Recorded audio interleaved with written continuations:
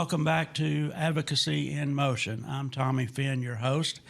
And if you've seen the show before, you know we are about providing a vision and a voice to nonprofit organizations and individuals making an impact in our community. And before I introduce our first guest, I want to thank our presenting sponsor, Niagara. They've allowed us to, I think this is our 12th show, 12th nonprofit that we are spotlighting, and they will continue to be our presenting sponsor in the future to allow us to visit with more and more nonprofit organizations. But if you don't know, Niagara is the leading manufacturer and distributor of water-conserving plumbing products. And their new Stealth toilets save up to 60% of water and 60% of cost, which is important, but it's even more important for the nonprofit organizations they work with in affordable housing. So including Volunteers of America and some of their new affordable housing products. And if you can imagine saving 60% of money for a nonprofit organization, that can go a long way to some other projects that are well needed. So thank you for Niagara, and we look forward to their support in the future. It seems that our formula is working. Each week I kind of ask you in the audience if you know of an individual or nonprofit that we should reach out to. And I got a note from a woman that I've known for quite a while, Shirley Ward, and she said, how about Dream Fund? Have you looked into them? I'd heard of Dream Fund because I've been in the industry for quite a while, but not really know much about it. So I'm very pleased today that my guests are Teresa Novak and John Kelby from Dream Fund. So welcome. Thank you. Thank you. Glad to have you here. Tell us a little bit about Dream Fund. I know it's you support advertising public relation professionals that have a need. So Teresa, tell us, get us started a little bit. Tell us about Dream Fund. Okay, happy to. So Dream Fund actually serves a 5-state area. So Texas, New Mexico, Oklahoma, Louisiana, and Arkansas. We have had several cases that fall outside of Texas, and we can talk about those a little bit later. But Dream Fund literally was born just out of the goodness and kindness of Shirley's heart. Shirley started this, a friend that was really sick and awaiting a heart transplant. And before she could even go on the list for transplant, she had to have all this medication and care and couldn't even afford the medication to become eligible to be on the transplant list. So Shirley said, well, a friend in need, I can certainly make a difference and do something to help her. And she did a fundraiser and was able to help this lady. And Peggy was forever grateful and was not able to get the transplant, but at least she knew that there was this group of people that didn't even know her, but cared about her and loved her. And that's how Dream Fund started.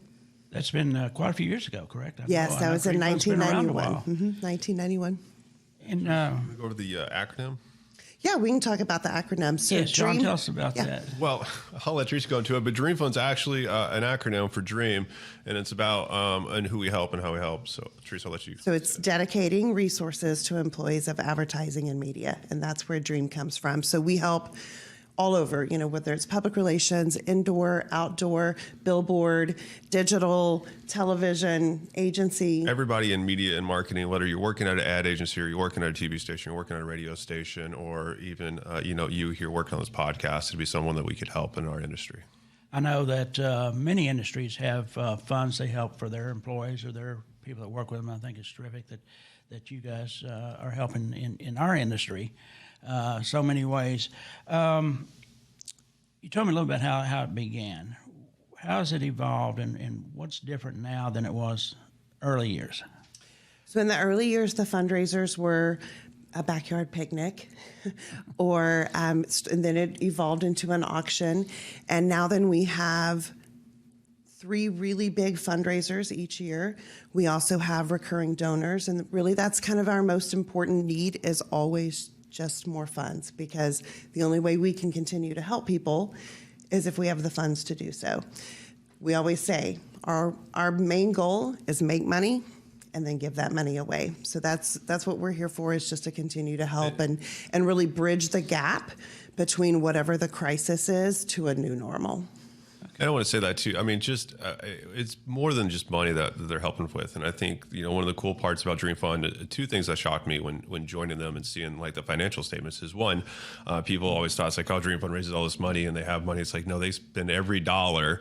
It's, more negative years than positive years because we spend so much money in helping people. And it's really something generous we do. But there's so much more beyond financial assistance that Dream Fund does.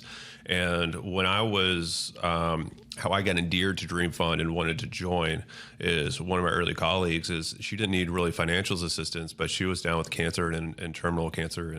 But it was just putting together a group of people that could go help mow her yard or bring her meals, getting meal schedules together, simple things where a community can come and help a person. And help a family, taking someone to a doctor's appointment and something like that. And it's more than just financial that we do, but the financials really help make a big difference in paying somebody's rent so they can stay on their feet as they go through a crisis. You do so many things. How many people are involved in Dream Fund? Do you have a volunteer group? Do you have employees? How's the structure work? So we have our board, which has about 25 to 30 people. Then we have committees that come off of that board. And then we have an ambassador group that we certainly lean on and ask them to make sure that their companies and their people and their colleagues and coworkers are aware of how to nominate someone for assistance, how to make sure that Dream Fund is aware of, we don't know all the things. So people bring cases to us, and that's how we find out who needs help and how we can. I would say that's one struggle that we have too is spreading the word around because there's so many people that are affected that we help, but their colleagues don't know it because it's not our business to say that that person was down and needed help, but we help them. And a lot of people, they don't know that their colleague that they work to all the time had that help, and they need to understand that we're helping everybody around them. And trying to help us raise funds for their coworkers. And I just don't think they understand where that money's going. Oh, no, like I said, I've been in this industry for many, many years, maybe too many years. And I was aware of Dream Fund, but I really didn't know how to get in touch or what you did or if there was somebody we knew that needed help. So how do you try and get your word out that you're there to help? So we have our website. And certainly you can hop on there, and at the very top it says how to nominate or nominate someone in need. And that's the best way. It gets the information to us. We get it immediately to our philanthropy team, and they start working on the case. We really try to make it pretty immediate, very turnkey, not a lot of red tape. We do pay providers directly. When we grant the funds, it doesn't go directly to a recipient. It goes to their mortgage provider or their hospital bills or prescription medication coverage. So we really write our checks and pay through the provider. But certainly telling anyone on the board, telling anyone, is just finding someone on Dream Fund, and then we get it to our philanthropy team, and it's pretty quick. Okay, very good. Yeah, and that website is dreamfund.org. Okay, yeah, we'll make sure everybody knows how to get in touch with that. Now, you say you serve other than just Texas or the Dallas-Fort Worth area. How far do you reach? So 5 states, and is the Southwest region. An easy way to think about it is Texas, and if that state touches Texas, then we probably help. Okay. Yep. So we're Texas-based in here, and we got a chapter in Oklahoma as well. We have a Houston chapter that helps us down with the media that, Texas is so big, so it's spread out a little bit. And in the past, we've had some Louisiana chapters that do there too. But right now, we're very Dallas Central for how we go and help. But one of the other ways that we help, besides paying providers straight, sometimes that we do give money directly to recipients is things like natural disasters that happen, especially when hurricanes come in.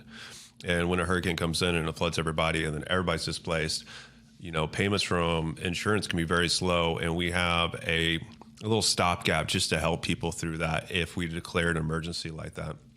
And the last one in Houston gave away over $100,000 just to people at $1,000 at a time, $2,000 at a time, just to say, hey, here's enough money to go get some toothbrushes or a hotel room or some clothes because your house was ruined, get you settled for this week. And then insurance can take it from there because you're waiting on insurance. Insurance isn't going to happen in an hour, but we can happen in an hour. All right. We actually did did direct deposits straight to their account. So I was like, you're going to have to trust me on this one. I need your account numbers. And they had, if they got it into us by 3:00, they had money the next day in their account. I think that's wonderful. That's a true nonprofit response, the way they should be. That it's actually we spent quick our and annual budget on that one event. Yes, we did. And we have to make tough decisions too, right? We have to say, how long can we assist? And how much money can we assist with? Because we still have to have money and funds available for other disasters or crisis. Speaking of money, I noticed, and you and I spoke about this on the phone, that on your website you said you've raised over $1.5 million, but you were telling me that's a little dated. We've granted over $2.5 million since we began. Mm-hmm. That's going forward. I mean, how do you see this year shaping up as far as people getting involved? Are you getting involved? So this year we're hoping, fingers crossed, that we're back to a more normal cycle, right? We've had, no one planned on a pandemic. Pandemic was really difficult on all nonprofit organizations. I mean, who are we kidding? It was difficult on everyone and everything, but especially for an organization that depends on sponsorships and attendance and events to raise their money. There were no events. We got super creative and we did online events and we did an online bingo and we did an online auction. But it took time. And then even the following year, we said, okay, we're going to go for it and we're going to do our event in person. And it was right at the same time that, Omicron came back. And so event attendance was lower, but we stuck with it and we did all of our events in 2022, but we are hoping that this year events return to normal attendance and excitement. Yeah, I would say we've been having now a mix of virtual attendance and in-person attendance still, but ticket sales, I think last year were back to normal levels. Now, whether how those people attended. And one of the cool things, one of our big events is an auction. And so it really lends itself to people being able to attend virtually. Other events, not so much. You can't really attend a golf tournament virtually or a chili cook-off, but the auction you can. I know that most of the nonprofits we've had the chance to visit with were all affected by COVID, by the pandemic, and had to adjust on the fly. And I'm really learning how well you can do that when the need is there. What were some of the things that you had to adjust to and to keep going and keep the funds coming? Well, first and foremost was, we took all of our board meetings virtual and we did those online. And then that was when we decided we would do this bingo event, and we found an online bingo service and we sold sponsorships and people paid to participate. And it was an afternoon and we all got to see each other and we were all on this Zoom call, and it was just kind of the first time during the pandemic that we'd done something virtually where we saw each other, and it was heartwarming and overwhelming. It was a spot of fun inside a dark time. Mm-hmm, mm-hmm. That's good. That's you keep it going and keep it going. I saw a note on your website that you bridge of hope from crisis to new normal, from cancer to hurricane recovery. You do pretty much anything that is needed. Is that correct? Yeah. So that's one thing I always say. Sometimes it's difficult to explain exactly who we are because we aren't one cause, one cure, one disease. We cover and help with whatever is needed at that time. So if someone comes to us and they are sick, and like John said, we say, okay, do you need your yard mowed? Do you need care in your home? We had a case several years ago that she needed round-the-clock care, and we knew that the funds would be depleted quickly. So we had daytime care for her, and then on the weekends, Friday starting at 5 o'clock until Monday morning when home health care arrived at 6 a.m., it was all volunteers that took shifts and stayed with her and cooked and brought meals. And it was truly just a time that we were helping financially, but the emotional support meant so much more and was so big and really brought us as an organization together as well. That's great. And I think the one thing that does tie us together is who we help in media and marketing. And if you're there in that industry, it's something that we can help and we'd love to help you with. And no matter how you're going to need that help, I think that's really on the right track, and you guys are doing such a great job. Let me take a little break here. We have another sponsor that helps us reach out, and then when we come back, you were kind enough to send us a nice video that we'll show here in a minute. So, first of all, I want to thank our friends at Prana Haven. Prana Haven's this great little spiritual gift shop in downtown Richardson. Prana means life force and energy, and that's what you'll find there, along with all kinds of free trade merchandise, local artists, and then every fourth Saturday of the month, they have a psychic fair. You can go visit them in person, or you can go online, pranahaven.com, and see a list of the psychic readers and see all the merchandise they have. So I've got to be honest, that's a family affair down there. So if you go in and you see Alex, tell her I said hello. So we want to thank Prana Haven for their support, and they will continue to support and let us bring in more nonprofit organizations. Appreciate their support to let our voice be heard. Pardon me? We appreciate their support to let our voice be heard. I know we do. And they've been great. Send us the video. Let's see what we have here on the video, and then we'll come back and visit some more. All right.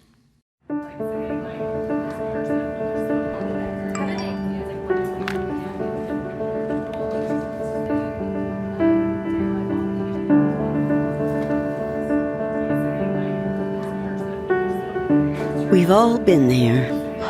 The unexpected happens. That puts a friend in a place of need. But what if you could do more than just offer well wishes? What if you could offer real help and support when it's needed most? Now you can, through Dream Fund. Dream Fund is more than just another charity, more than just a cause.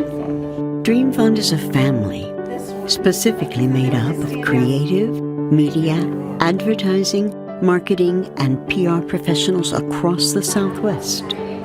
And like a family, we support each other in times of illness, personal crisis, and other unexpected hardships with emotional support and financial assistance. From large-scale corporate-sponsored events to simple family fundraisers, each member of Dream Fund brings his or her best effort for each other in times of need.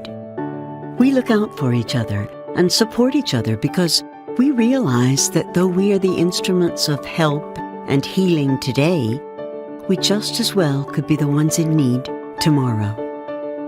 So whether you choose to make a one-time monetary gift or become a partner for years to come, please join us and be a part of the dream, part of the family.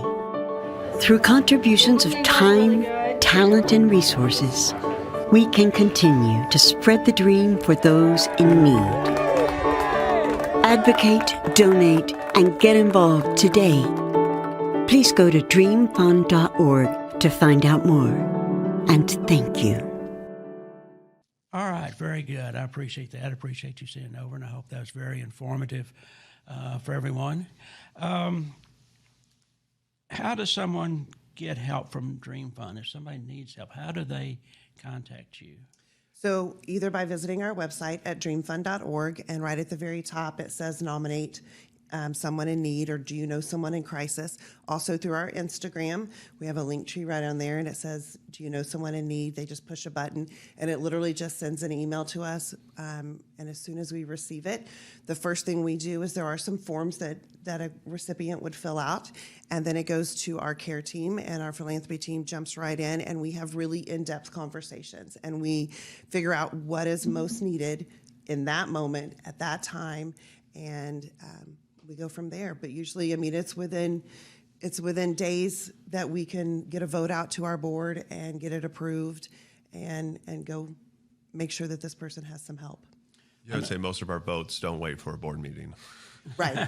We don't just vote once a month. We pretty much get that out as soon as we possibly can, and really work to get people help as soon as they need it. If you're in crisis, you need help right then.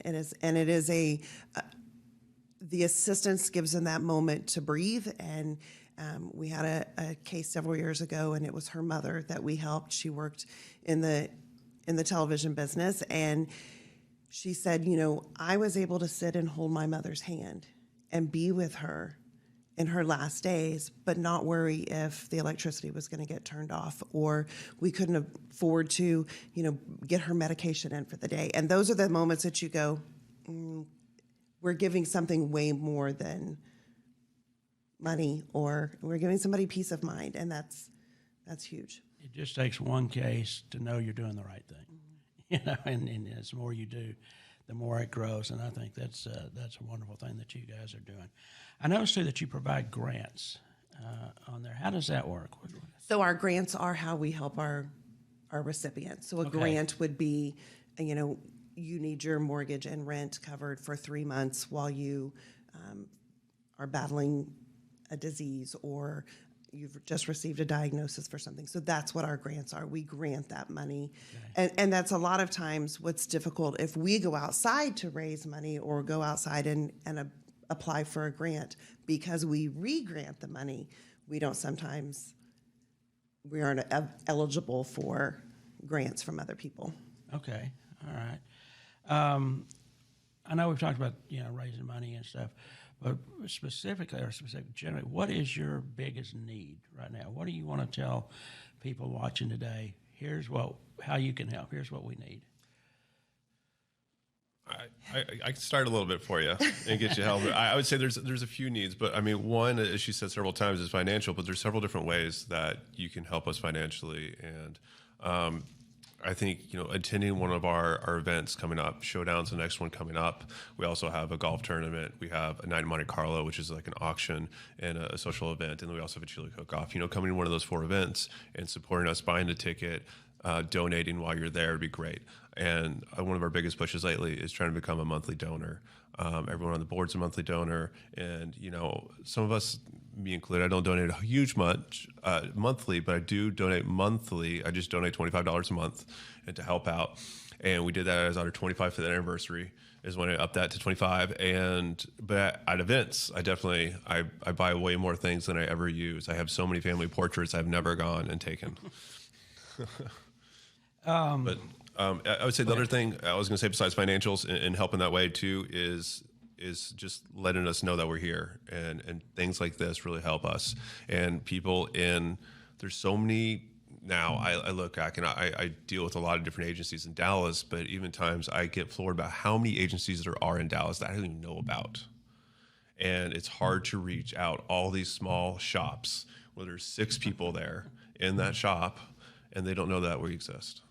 That's I know. One time there were like 53 radio stations in DFW area when we were on the media business, and it's a huge market here. And I really, like I said, I've been in the business for a long time, as you guys have, and Shirley has, and that the communication and the help of each other has always been there. I mean, it's just so many people we've met over the years that have become friends or stay friends, and a lot of this show goes back to those days of people we met in the media and worked out. So it's a great community to be a part of, for sure. Events. We talked about events a little bit.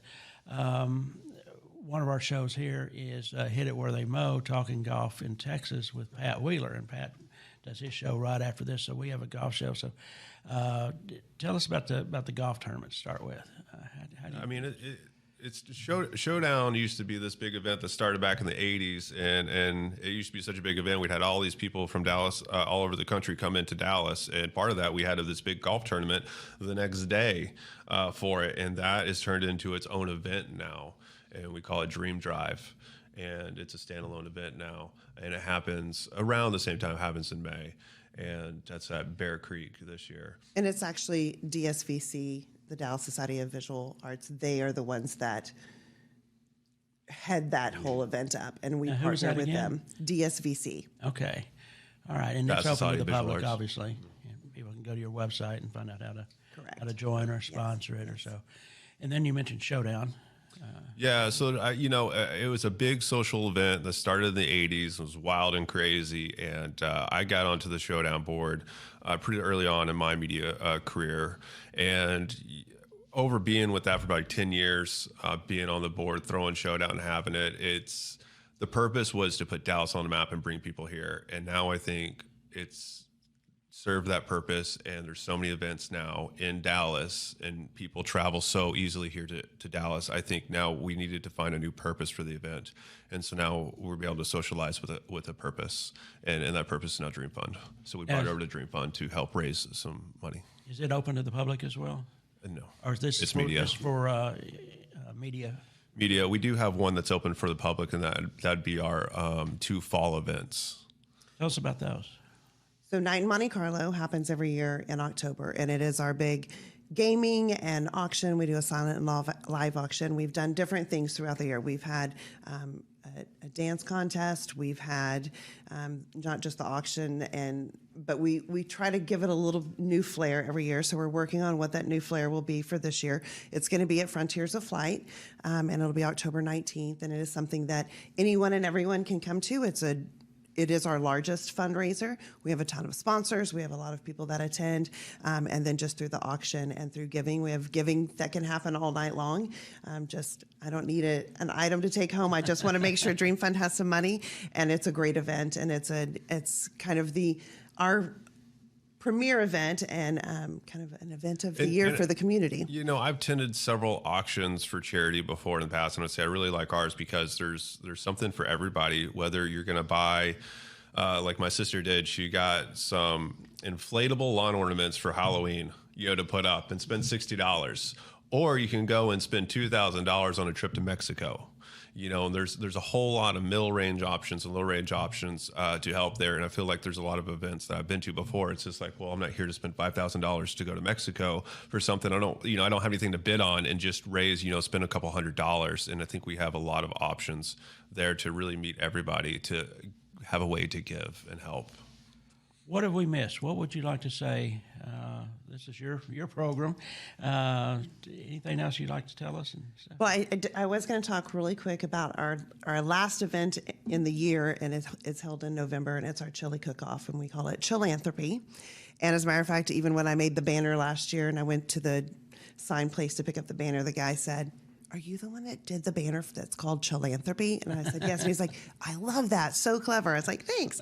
So, and it's a great way. It's another community event. It's really the only family-friendly event we have. People bring dogs and children, and it's just a fun afternoon and day. And we have teams out there, and they cook chili, and we have professional judges that come out and celebrity judges and pick the winners. And sometimes not everyone agrees with who the winner should be, but it's a great day and a really good event. Everybody has their own It's chili not rigged. recipe. They're just some people that are really good at cooking chili.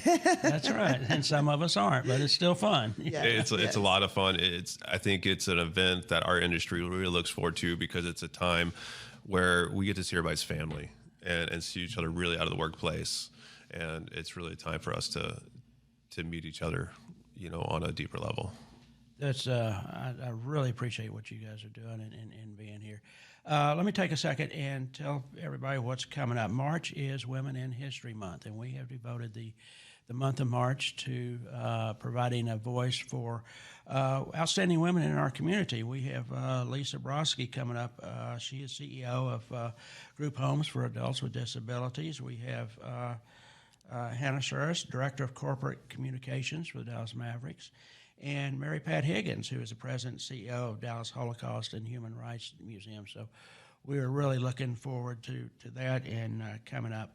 And again, I want to thank our sponsors, Niagara, for all their help and for moving forward and allowing us to do this, and Piranha Haven. And so tell us one more time. We'll make sure everybody knows how to get a hold of you, what more you'd like to say, and it's all yours. All right. Again, just our website is where all of our information is, and it has contact information, dreamfund.org. Anyone can always feel free to email me directly, and that's Teresa, Teresa.Novak, Novak, at dreamfund.org. And I check that email sun up to sundown, so it's always a good way to reach out, and we'll make sure that every question is answered and people are taken care of. And our website, dreamfund.org, is a great place to also see what events are coming up. And especially if you're in the industry, sign up there, be there. If you would like to volunteer and join our board, we'd love to have you. And the more support that we can have with either you as a person and your ideas or the financials, we appreciate it. Very good. And I want to thank Shirley Ward for introducing us and her work. I know what she's done with you guys. And like I said, she reached out to us. We weren't totally aware of what you were doing, but it turned out that you guys are a guest today, and we were able to help a little bit. So if there's anyone out there that is near and dear to your heart, a nonprofit organization or individual, let me know. I'm Thomas at tjadvocacy.com. So just drop me an email, and we'll reach out. So I might have one for you here that Very might tie good. in with Niagara. all afterwards. I'll right, tell you very about that. good. I do appreciate We that. really appreciate your time and allowing us to be here today and tell a little bit about us and our story. Like John said in the beginning, sometimes it's a tough story to get out, and it doesn't really connect and resonate with people until they've been helped or they know someone that has been helped. So anytime we can tell our story is a great experience for us. And we're pleased that people can see the show on all social media podcasts. We have a direct link that we'll put up. Can go to it. You can Google Advocacy in Motion Podcast or go to YouTube now, Advocacy in Motion Podcast. Just enter that, and we pop up all our shows, not this one, but you'll see all our shows going forward. So Thank you so much for having us. All right. you. Glad to Thank have you. you.